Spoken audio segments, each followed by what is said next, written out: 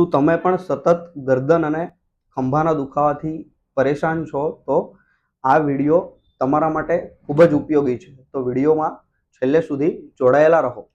આજના આ વિડીયોમાં આપણે ટ્રેપેઝાઇટિસ વિશે સંપૂર્ણ માહિતી મેળવશું અને ટ્રેપેઝાઇટિસમાં ફિઝિયોથેરાપી કઈ રીતે મદદરૂપ થાય છે તે પણ જાણકારી મેળવશું. તો આ વિડીયોમાં અંત સુધી જોડાયેલા રહો અને ટ્રેપેઝાઇટિસની સમસ્યામાંથી છુટકારો મેળવો.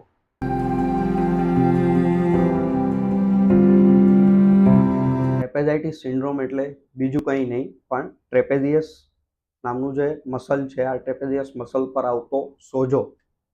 ટ્રેપેઝાઇટિસ એ આમ તો એક સામાન્ય સમસ્યા જ છે, પણ જો તેને અવગણવામાં આવે તો તે ગંભીર સ્વરૂપ ધારણ કરી શકે છે.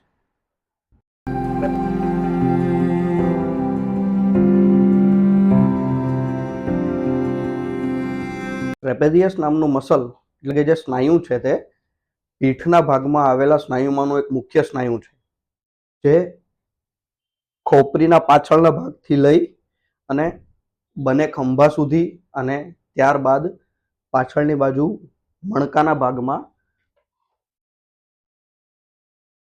પીઠના 12મા મણકા સુધી જોડાયેલું હોય છે.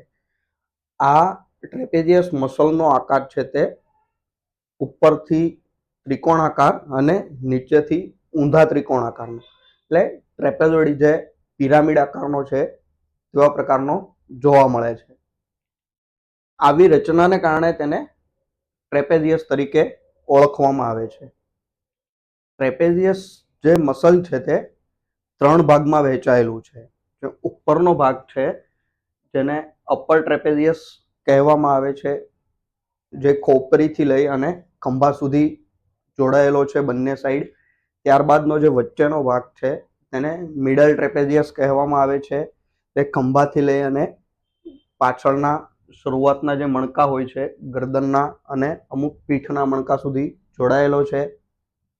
ત્યારબાદ નીચેનો ભાગ કે જેને લોઅર ટ્રેપેઝિયસ કહેવામાં આવે છે, આ ભાગ ખંભાથી લઈ અને પાછળ પીઠના છેલ્લા મણકા સુધી જોડાયેલો હોય છે.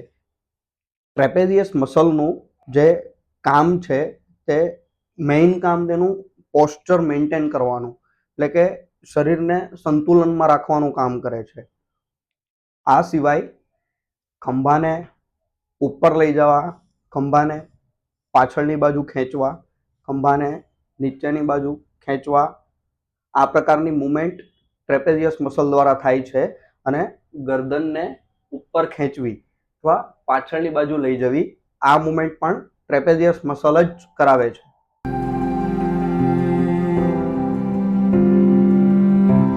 આપણે જાણીએ કે ટ્રેપેઝાઇટિસ સિન્ડ્રોમમાં કયા પ્રકારના લક્ષણો જોવા મળે છે. સૌપ્રથમ તો દુખાવો અને જકડામણ. ખંભાના ભાગમાં જકડામણ અને દુખાવો થાય છે. આ સિવાય ગરદનના ભાગમાં જકડામણ અને દુખાવો થાય છે. ગરદનની જે નોર્મલ મૂવમેન્ટ છે તે ઓછી થયેલી જોવા મળે છે. સિવાય અમુક એક્ટિવિટી, હાથની અને ગરદનની અમુક એક્ટિવિટીમાં દુખાવો વધતો જોવા મળે છે. ટ્રેપેઝાઇટિસના અમુક કેસમાં સાઈડની બાજુએ માથાનો દુખાવો જે પાછળ સુધી જતો હોય આવા લક્ષણો જોવા મળે છે. ગરદન અને ખંભાના વચ્ચેનો જે ભાગ છે એ ભાગમાં અમુક પ્રકારના ક્લોટ્સ, એટલે કે સ્નાયુમાં ગાંઠો થઈ ગયેલી હોય તેવું પણ જોવા મળે છે.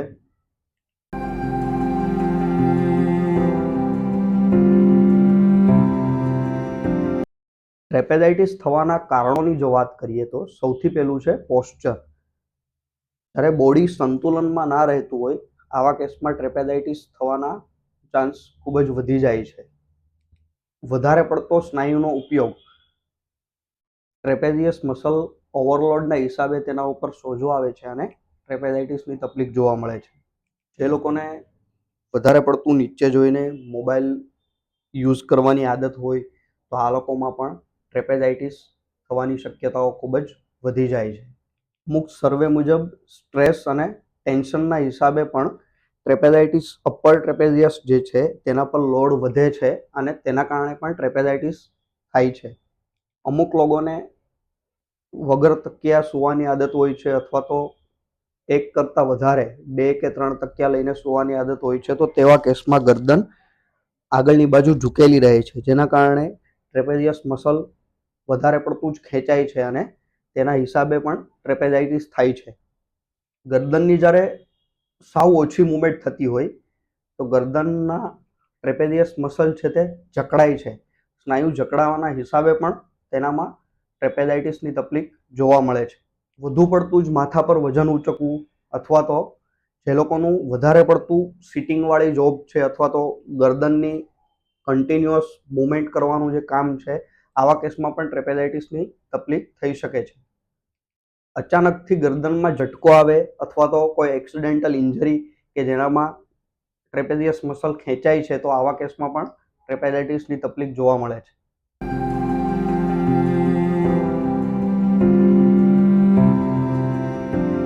ટ્રેપેઝાઇટિસ સિન્ડ્રોમની જો સારવારની વાત કરીએ તો તેના માટે ફિઝિયોથેરાપી એ સૌથી ઉત્તમ સારવાર અથવા તો સૌથી બેસ્ટ ટ્રીટમેન્ટ માનવામાં આવે છે. ફિઝિયોથેરાપીમાં પણ શરૂઆતના એક્યુટ ફેઝમાં બરફનો શેક કરવાથી અને ત્યારબાદ અમુક લાંબો જે દુખાવો છે, ક્રોનિક ફેઝ જેને કહીએ છીએ, આ ફેઝમાં ગરમ શેક કરવાથી સોજામાં અને દુખાવામાં ખૂબ જ રાહત થાય છે. તો ટ્રેપેઝાઇટિસ માટેની ફિઝિયોથેરાપી કસરતો કે જે તમે ઘરે ચાલુ કરી શકો છો, અને જો તમને દુખાવો નથી અને તમારું એવું કામ છે કે જે તમને રેગ્યુલર ગરદનની વધારે પડતી મૂવમેન્ટના હિસાબે ટ્રેપેઝાઇટિસ થવાની શક્યતાઓ વધારે હોય, તો તેવા લોકો પણ આ પ્રકારની કસરતો ઘરે કરી શકે છે. જે કસરતો આપણે આગળ હવે વિડીયોમાં જોશું. હવે આપણે જોશું ટ્રેપેઝાઇટિસ માટેની કસરતો જે તમે ઘરે કરી શકો છો. સૌપ્રથમ કસરતમાં દર્દીને આ રીતે બેસી અને બંને હાથને ખભા ઉપર રાખી અને આગળની બાજુ 10 વખત ગોળ ફેરવવાનું છે.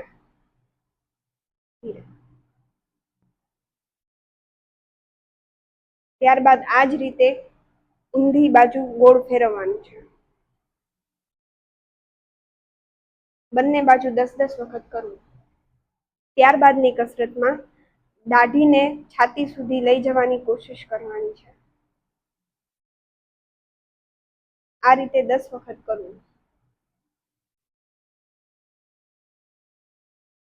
ત્યારબાદની કસરતમાં દર્દીને આ રીતે ઊભી અને બંને પગની પાની દિવાલના ટેકે આવે અને શરીર આખું સીધું રહે એ રીતે ઊભી અને બંને હાથને ઉપરની બાજુ લઈ જવાના છે.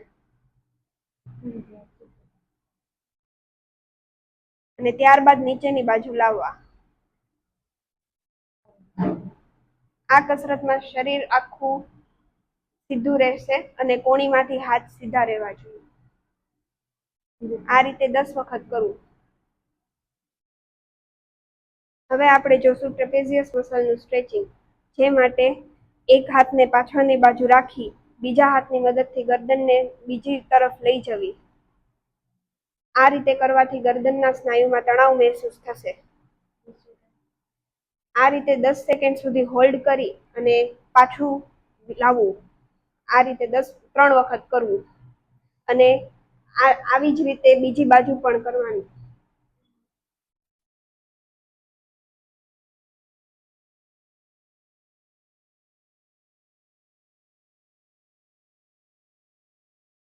તમારા આરોગ્ય માટે આ જાણકારી ખૂબ જ મહત્વની છે, તો આ વિડીયોને લાઈક કરો, શેર કરો અને અમારી ચેનલને સબસ્ક્રાઈબ કરો. Thank you.